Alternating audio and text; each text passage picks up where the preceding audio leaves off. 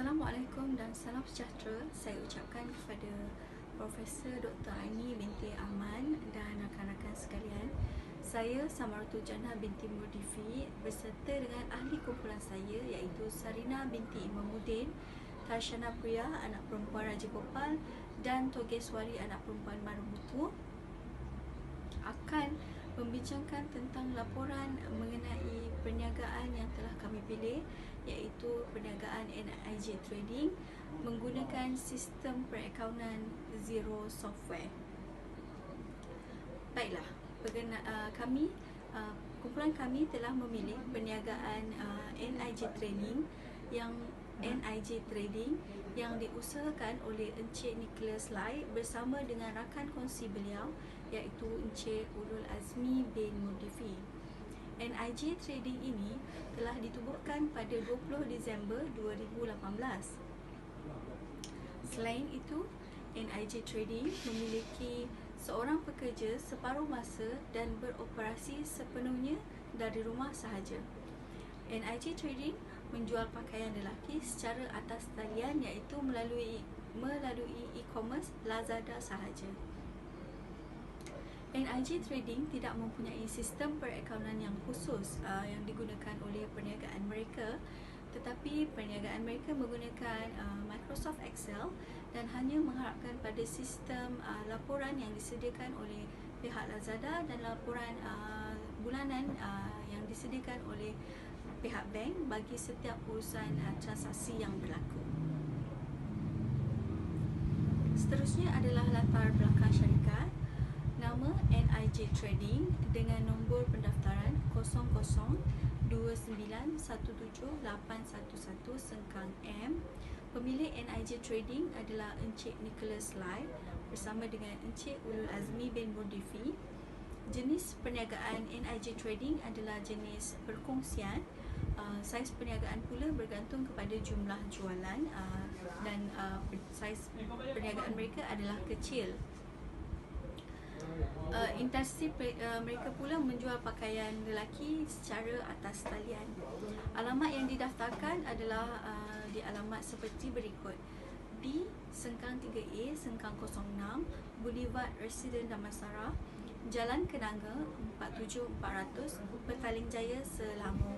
Tarikh perubahan pula adalah pada 20 Disember 2018 dan nombor telefon yang boleh dihubungi adalah 0197267980.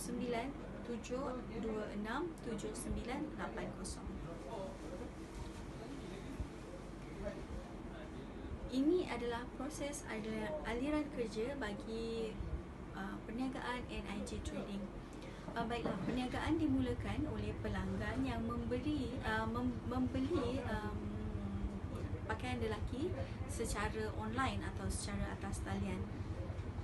Apabila pesanan telah diterima oleh pihak NIJ Trading, pihak NIJ Trading akan mencetak pesanan tersebut dan kemudian selip pesanan tersebut akan dihantar melalui selip pesanan tersebut pihak NIJ Trading akan membuat tempahan stok kepada pembekal dan pembekal akan mengeluarkan invoice dan juga menghantar bekalan tersebut. Jadi apabila telah menerima bekalan, pihak NIJ Trading akan menyemak stok tersebut, adakah kuantiti yang sama diterima dengan invoice yang disertakan. Apabila tiada masalah yang berlaku ataupun tiada kekurangan, pihak NIJ Trading akan membungkus bekalan tersebut atau pesanan tersebut dan mereka akan post stok tersebut dan akan diterima oleh pelanggan. Selain itu, selepas menyemak stok, pihak NIJ Trading, invoice tersebut akan dibuat bayaran sendiri oleh Encik Nicholas Lai melalui atas talian.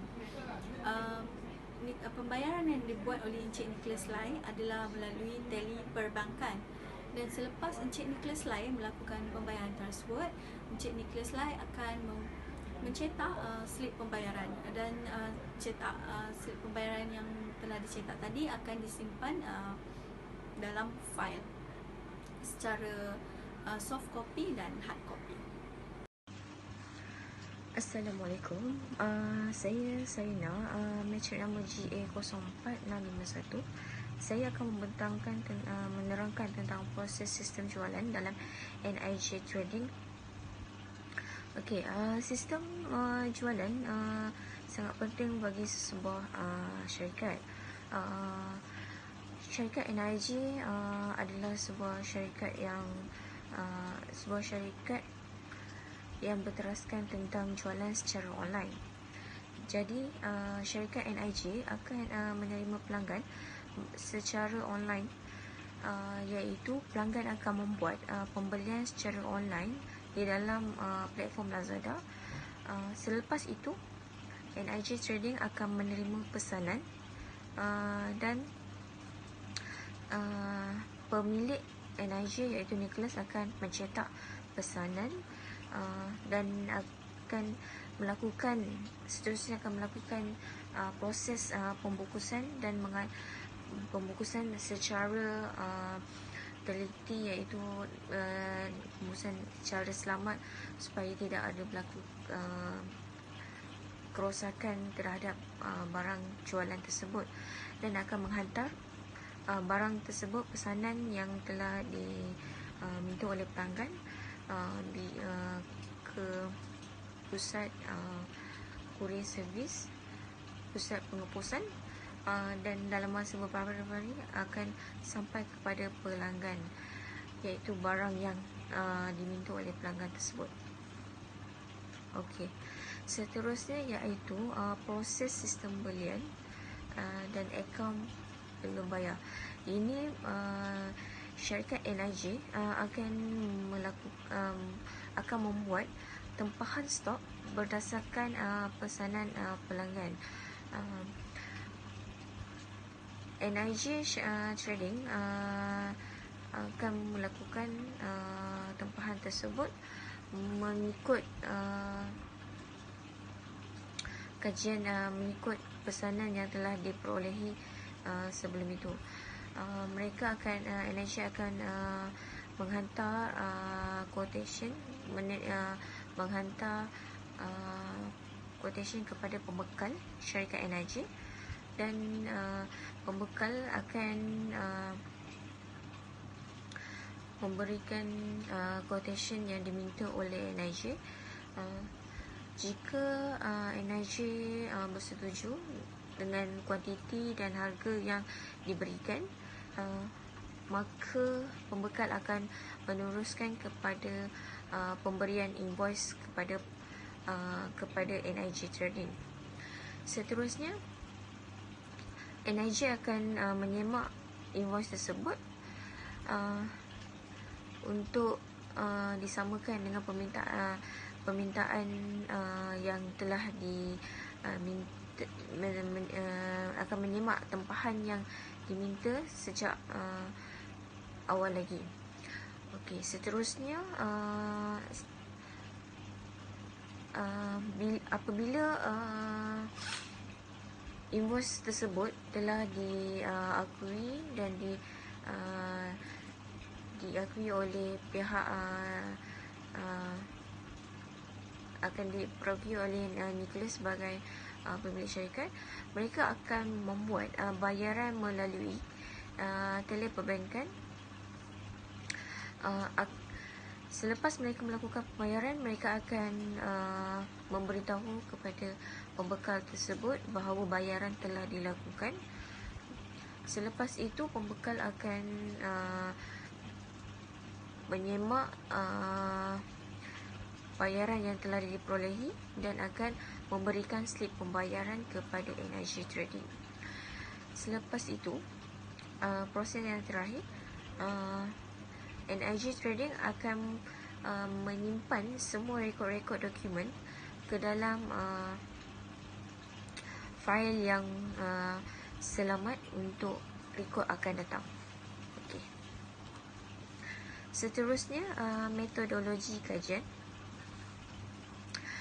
Apa yang saya ingin terangkan iaitu dokumen urus niaga syarikat seperti invoice, penyata gaji dan sebagainya telah dikumpul dan dimasukkan ke dalam sistem berkomputer dan memberitahu tentang kelebihan penggunaan sistem. Okey, syarikat yang dicari oleh kami tidak pernah menggunakan aplikasi perakaunan berkomputer zero dalam urusan syarikatnya. Jadi NIJ Trading telah bersetuju untuk mendedahkan maklumat perakaunan syarikatnya yang kami perlukan dalam projek ini dan memberi keizinan kepada kami untuk menggunakan maklumat syarikatnya dalam aplikasi perakaunan berkomputer zero. Okay. Selepas mendapat maklumat yang dikehendaki, kami memasuki bahagian awal dalam bahagian awal yang diperolehi dari laporan penyata kewangan NIJ Trading pada bulan sebelumnya. Seterusnya, kami akan memasuki data-data yang terdapat dari dokumen urus niaga syarikat, iaitu invoice, penerimaan bayaran, invoice pelanggan, invoice pembekal dan sebagainya dalam sistem berkomputer. Okey, dengan maklumat tersebut yang telah dimasukkan ke dalam sistem berkomputer, akhirnya kami dapat menghasilkan sebuah laporan yang mengandungi laporan perakaunan dan laporan analisis syarikat NIJ Trading. Okey, thank you. Selamat sejahtera. Nama saya adalah Tarshana Priya, anak perempuan Raja Gopal. Nombor matrik saya adalah GA04658. Hari ini saya akan membentangkan mengenai analisis laporan kewangan penyata pendapatan untuk company NIJ Trading. NIJ Trading adalah sebuah company yang membuat perniagaan secara online yang menjual t-shirt.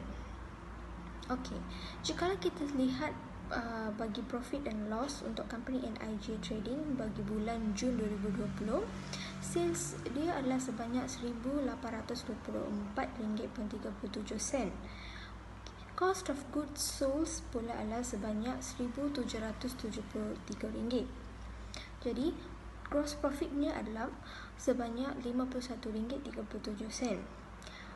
Operating expenses pula adalah terdiri kepada dua, iaitu bank fees dan wages salary. Bank fees adalah sebanyak RM10. Jadi total net profit untuk company NIJ Trading bagi bulan Jun 2020 adalah sebanyak RM41.37. Seterusnya, kita akan melihat kepada analisis laporan kewangan penyata kedudukan kewangan untuk company NIJ Trading bagi bulan 30 Jun 2020. Terdapat satu aset, current asset, iaitu public bank yang berjumlah RM6,732.17. Kedua adalah liability. Liability menunjukkan historical adjustment sebanyak RM10,381.17. Equity adalah sebanyak negatif RM3,649.